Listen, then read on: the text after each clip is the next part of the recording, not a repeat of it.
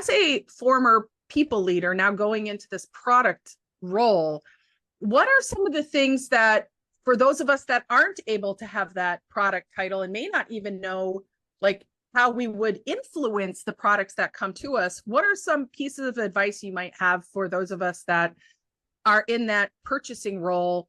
Perhaps a question or two, or things that we should look out for that will help us be a little bit more savvy in the process.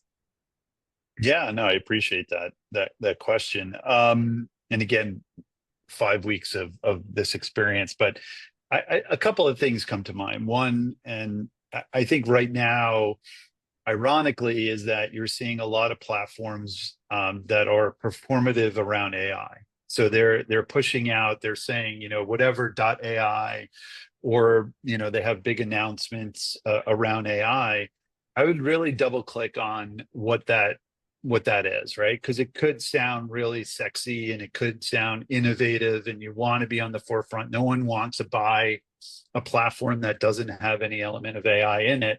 But pertaining to what we're talking about today, specifically AI, I was, reach out to folks like Teresa and the experts out there. I mean, you could even reach out to me. I obviously have a bias with 15.5 now, but if you're unsure of what questions to ask, and maybe Teresa, that we can co-author sort of a buying guideline for AI tools in HR, but or read newsletters like mine. That would be great. See above narcissist.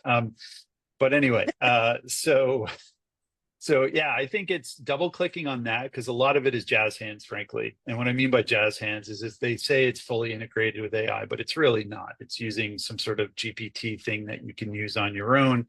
So really do your due diligence around that. Raise your hand if you're a current client of an HR tech company. I guarantee, unless they're silly, they're going to want to hear from you. They want to know your perspective. They want to know how you're using the platform. Although now with all the technology, we can actually see how people are using these platforms.